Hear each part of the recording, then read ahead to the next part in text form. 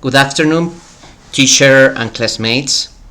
This is the support video about the causality models. My name is Abel Felipe Izquierdo Díaz.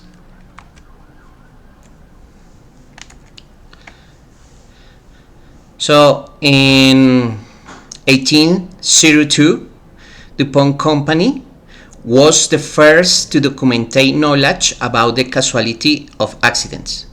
Its founder, E.I.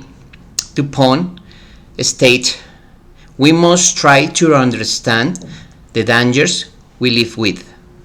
During this period, the principles of the modern theory of accidents prevent were born.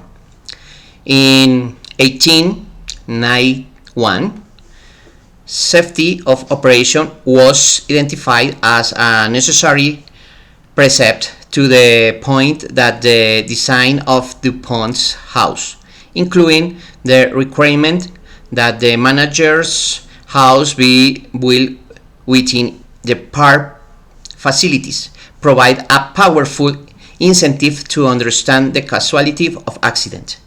In 1915, the first head of DuPont Safety Division, DeBlaise, recognized that elimination of hazard was a priority and a goal of zero injury was established. DuPont's staff directory was created in its engineering department, which conducted plant inspections, carried out special investigation, and analyzed accidents. In 1919, statistical analysis Greenwood Woods on injuries in munitions factory, and in 1926, Nitblock's research studies of 13 factories which also examined injuries is concerned to be the first work of industrial accident research.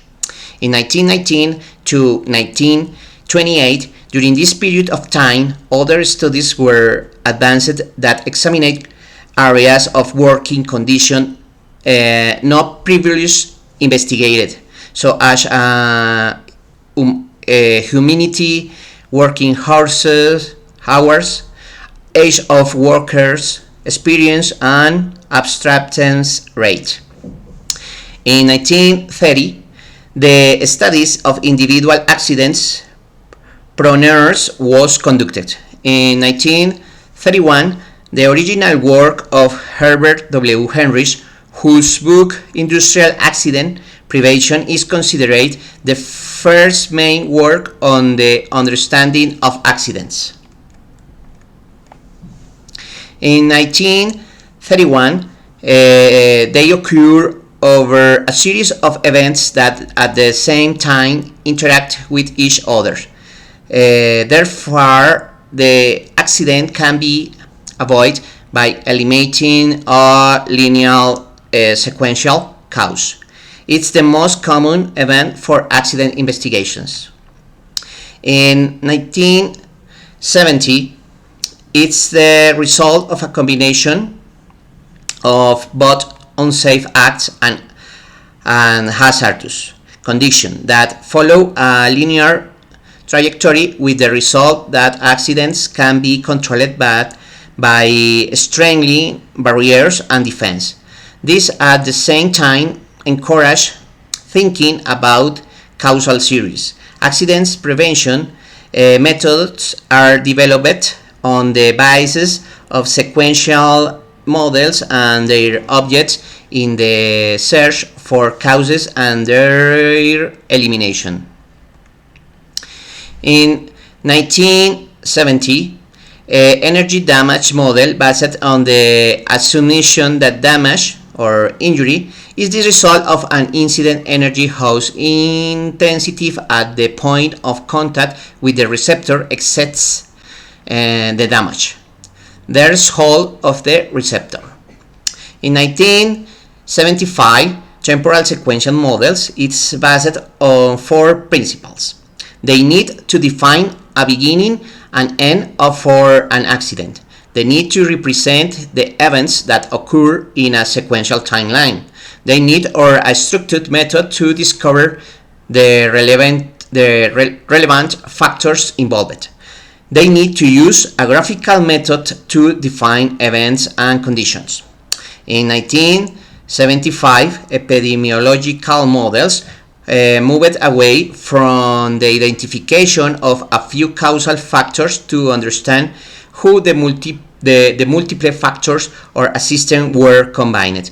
These models propose that an action combined agents and environmental factors having a negative impact on the organisms.